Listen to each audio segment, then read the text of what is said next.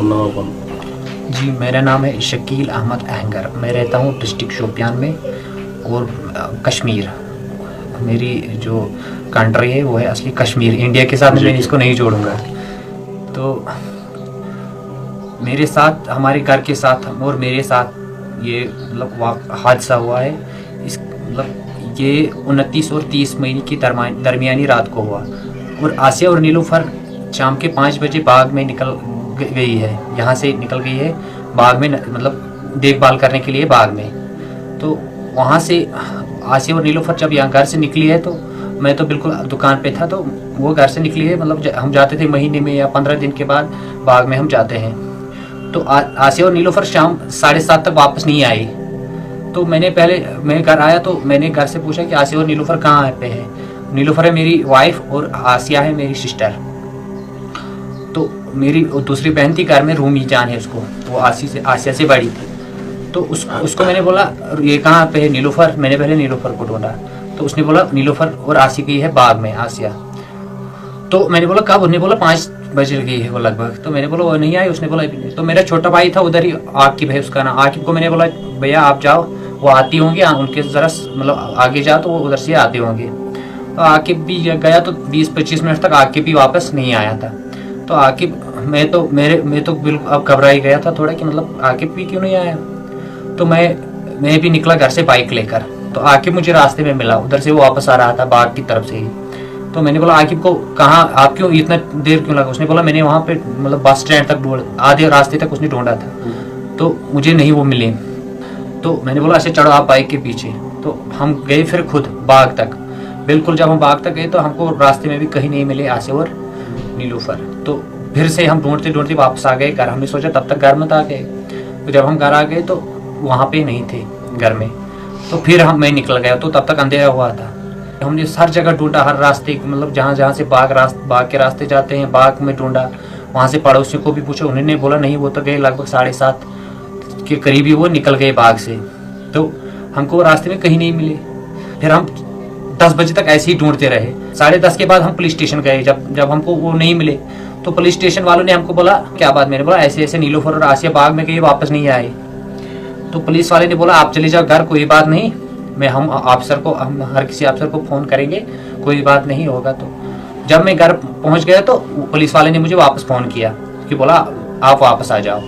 मैं तो भी घर के बाहर ही था। तो जब मैं गया वापस पुलिस स्टेशन तो उसने बोला आपको हमारे साथ आना है। वो मुंशी था।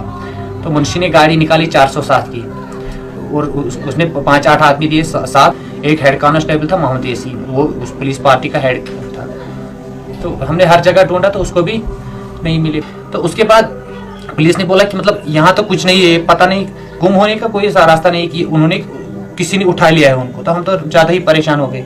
तो उसको 2:30 बजे जब हम रात के 2:30 बजे ढूंढ रहे थे, वहाँ नदी है वहाँ पे, मतलब हम उसको आ गया फ़ोन उस यासीन को फिर। और यासीन फ़ोन कर रहा था, यस सर वो हमसे दूर भाग रहा था। तो फ़ोन पे बात कर रहा था, पता नहीं क्या बातें कर रहा था और तो वो हमसे दूर भाग गया।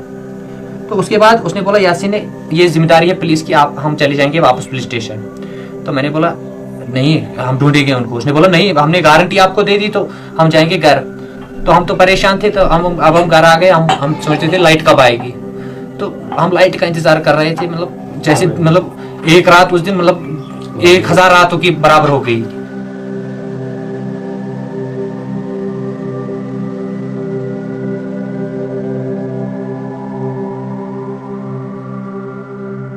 तो जब सुबह लाइट आई मैंने पुलिस स्टेशन फोन किया फिर इसी मुंशी को। मुंशी ने बोला हाँ। मैंने बोला लाइट तो आ गई, मैं आऊँ? उसने बोला हाँ आ जाओ।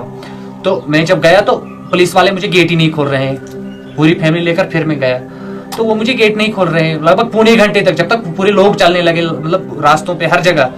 तो पुलिस वाले गेट नहीं खोल रहे हैं। तो अब हमने सोचा अरे ये कोई गेट ही नहीं खोल रहे। तो हमने किया काम, हमने बोला चलो तब तक हम खुद जाएंगे ढूंढने। जब हम खुद चल रहे थे तो हम बटपुरा, वहाँ एक गांव आता है थोड़ा बटपुरा, तो हम वहाँ पर पहुंचे नदी के मतलब पास ही। तो पीछे से एसओ की गाड़ी आ गई 5-6 आदमी। तो एसओ बोला शकील क्या बात है? मैंने बोला सर कल रात से आपको पता नहीं है? तो उसने बोला हाँ मुझे पता है। तो एसओ वहाँ पे एक पुल था, नदी का पुल। तो एसओ थोड़ा आगे चला तो उसने मुझे उंगली से दिखाया वो है आपकी वाइफ, वो आपकी वाइफ है ना नीलूफर, ये है उसकी डेड बॉडी। तो सीधे उसने मुझे उंगली से दिखाया। तो हम तो दौड़ते दौड़ते सब गए उस सर, तो नीलोफर के सीने से कपड़े हटे हुए थे, बिल्कुल उसका हाथ एक ऊपर था, दूर से लग रहा था ये किसी को बुला रही है, इस तरह था हाथ। और उसको मतलब सीने पे बिल्कुल कपड़े हटाए हुए थे और मतलब ऐसा बिल्कुल हाथ था, आंखें खुली हुई थी। तो वो बिल्कुल एक पत्थर पे लेट ऐसी जैसे मतलब जैसे कोई सोता है ऐसी मतलब सुलाई हुई थी। तो जब हम उसके सामने पहुंचे हमने उसको उठाया, तो मैं उसको चलाने लगा, नीलोफर उठो उठो, तो वो नीलोफर उठी नहीं।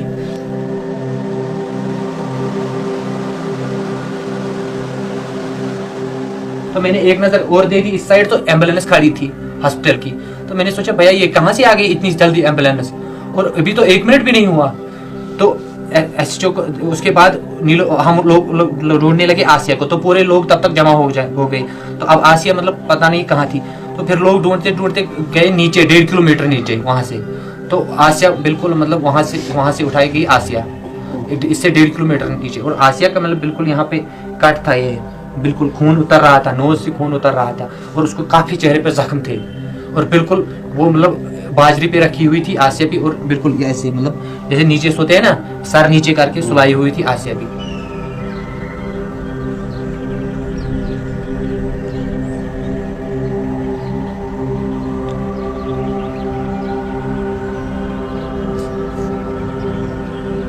तो पोस्टमार्टम चल रहा था, तो वहां पे मैं तो एक साइड में रो रहा था, बिल्कुल मुझे पता ही नहीं था अब क्या होने वाला है, क्या हो रहा है। तो मैं बिल्कुल मतलब मेरे सामने और कुछ लड़के वड़के थे, तो वहां पे काफी भीड़ थी हॉस्पिटल में।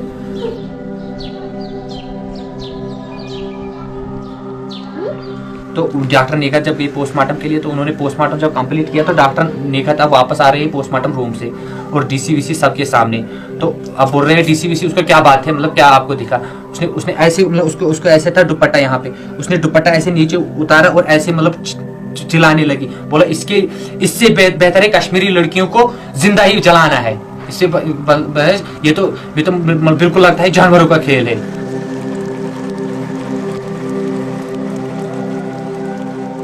तो इनके साथ मतलब गैंग रेप किया गया है, और उसके बाद इनको मारा गया है। तो उसके बाद मतलब वहां पे शोर हुआ हॉस्पिटल में। तो जब एसपी ने ये बात सुनी और एसटीएफ वाले ने और सीआरपीएफ ने, तो फिर उन्होंने शेलिंग की, फायरिंग की, और लोगों को मारना पीटना शुरू किया, वहां पे भीड़ को खत्म किया। फिर हमने डेड बॉडी लाई, और हमने उनको मतलब फिर वहाँ पे हमारी रस्म होती है मतलब स्नान वान देना, तो हमने स्नान वान दिया, और फिर जनाजे के लिए हमने जनाजा पढ़ लिया। और उसके बाद उन्होंने सैंपल वैंपल उठाए, डीसी के सामने सील किए। तो डीसी ने बोला ये मेरी जिम्मेदारी है, मैं सुबह तक इस केस को निकाल के रहूंगा।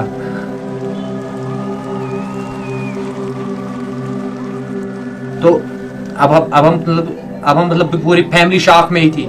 तो हम जब दफनाने के लिए उनको फिर बाद में गए, तो जब हम दफनाने के लिए गए कब्रिस्तान में, तो कब्रिस्तान हम दफना के आ गए। तो हम जब आ रहे हैं घर, तो हमारे घर के शीशे टूटे हुए थे, दरवाजे टूटे हुए थे। तो यहाँ पे औरतें ही थी बिल्कुल, और बच्चे थे, हमारे तो पूरे कब्रिस्तान में थे। तो बच्चों को किसी का हाथ तोड़ा गया था, किसी की टांग तोड़ी गई, और औरतों को मारा गया। हमने बोला क्या, बोला एसपी और वो डीएसपी आ गए और सीआरपीएफ लेकर फोर्स, अगर आप चुप नहीं बैठे तो मैं आपको सबको मार दूंगा।